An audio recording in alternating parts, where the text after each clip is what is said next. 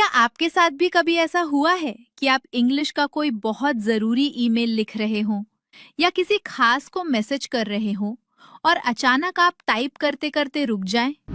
आप सोचने लगे कि यहाँ योर लिखना सही होगा या फिर योर या फिर इट्स और इट्स के बीच का वो छोटा सा कोमा आपको पसीने छुड़ा दे। गाइस, यकीन मानिए, इंग्लिश बोलने में तो शायद ये गलतियां छुप जाती है क्योंकि सुनने में ये शब्द एक जैसे लगते हैं, लेकिन जब आप लिखते हैं तो ये छोटी सी गलती आपकी पूरी पर्सनालिटी और आपके इम्प्रेशन को खराब कर सकती है। लोग सोचते हैं कि इसे बेसिक रूल्स भी नहीं पता, लेकिन आपको घबराने की बिल्कुल जरूरत नहीं है। आज है हमारा जीरो से इंग्लिश बोलना सीखे का डे 15 और आज मैं आपके ये सारे कंफ्यूजन हमेशा के लिए जड़ से खत्म कर दूंगी, वो भी ऐसी मैजिक ट्रिक्स के साथ कि आप चाहकर भी गलती नहीं कर पाएंगे। स्वागत है आपका इंग्लिश विद शिविका में। मेरा नाम है शिविका। चलिए इस मास्टर क्लास को शुरू करते हैं।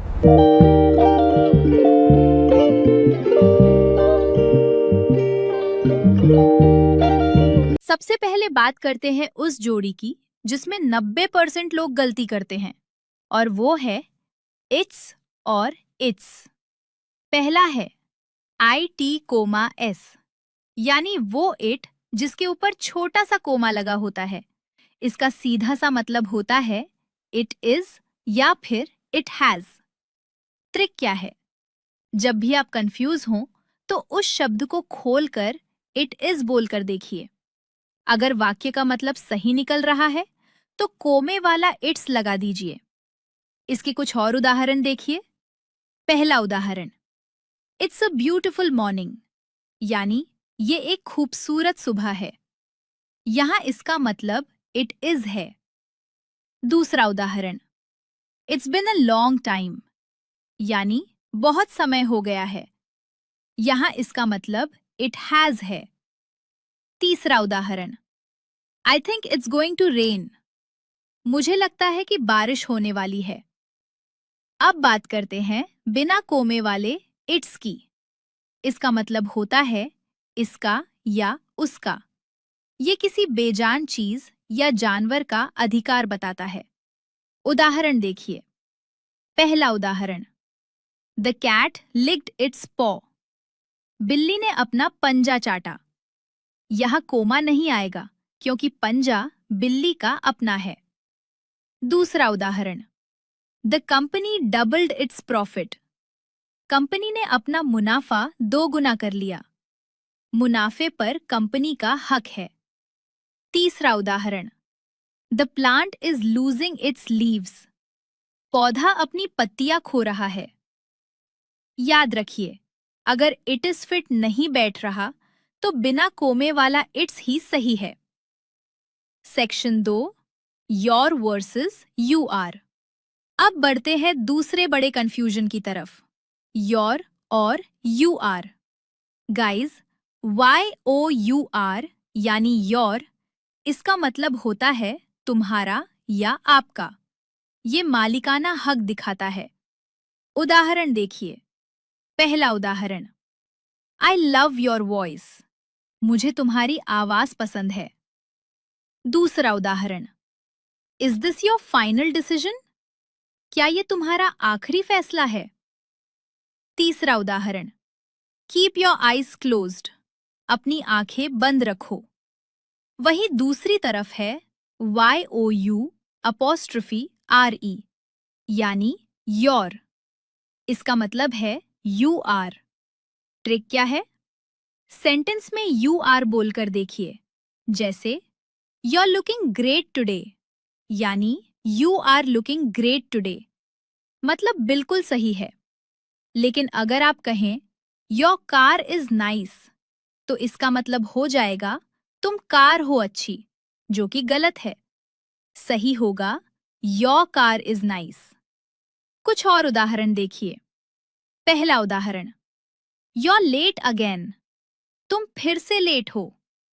दूसरा उदाहरण, आई नो योर हैप्पी, मुझे पता है तुम खुश हो। तीसरा उदाहरण, you are going to love this video, तुम्हें ये वीडियो बहुत पसंद आएगी। Section 3 who's versus whose. अगली जोड़ी है हुज और हुज। सबसे पहले WHO' यानी हुज। इसका मतलब है हु इज या who has. Trick, who is fit बैठ रहा है या नहीं, बस ये चेक कीजिए। उदाहरण देखिए। पहला उदाहरण, who's knocking on the door. दरवाजे पर कौन खटखटा रहा है। दूसरा उदाहरण, who's the person in the blue shirt. नीली शर्ट में वो इंसान कौन है। तीसरा उदाहरण, हुज सीन माई कीज। मेरी चाबियां किसने देखी है। अब देखिए, WHOSE यानी हुज। इसका मतलब है किसका या किसकी। उदाहरण देखिए।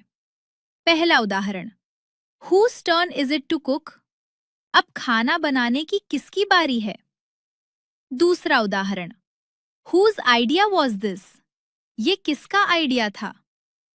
तीसरा उदाहरण, whose phone is constantly ringing. किसका फोन लगातार बज रहा है। पहचानिए, जब आप मालिक के बारे में पूछें तो हुज लगाइए और जब कौन है पूछें तो हु इज वाला कोमा लगाइए। Section 4 there versus their. और अब सबसे ज्यादा पूछे जाने वाला सवाल, देयर और देयर। पहला है THERE यानी देयर।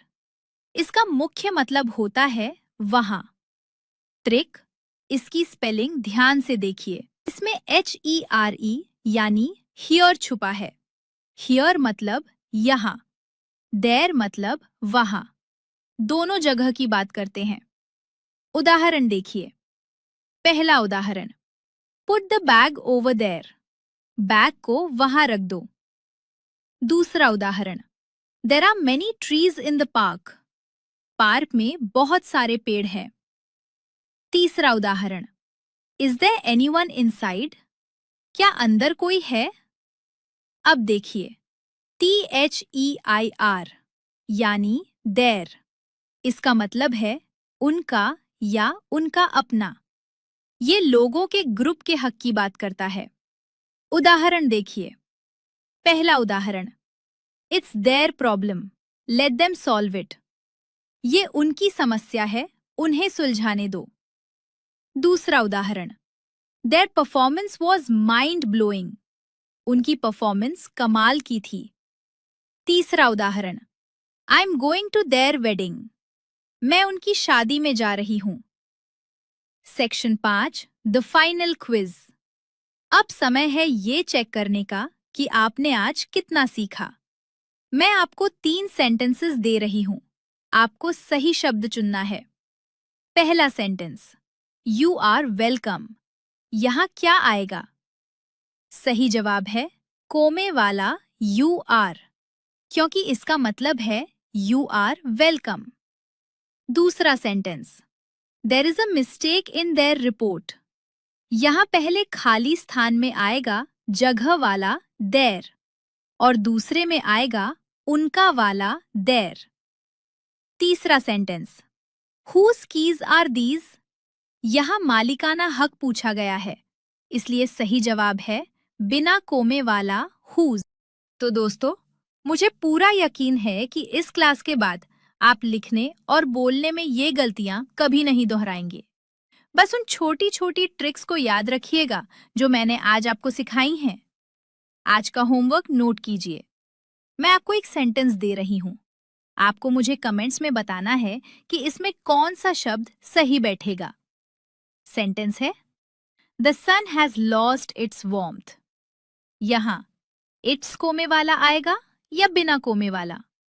अपना सही जवाब और उसकी वजह अभी कमेंट सेक्शन में लिखिए। मैं आप सबके रिप्लाई पर्सनली चेक करूंगी। अगर आपको ये वीडियो काम की लगी हो तो इसे उन लोगों के साथ शेयर जरूर कीजिए जो अक्सर इन शब्दों में कंफ्यूज रहते हैं। और चैनल को सब्सक्राइब करना तो बिल्कुल मत भूलिएगा। सीखते रहिए, बोलते रहिए। मैं हूं शिविका। मिलते हैं अगली क्लास में। धन्यवाद।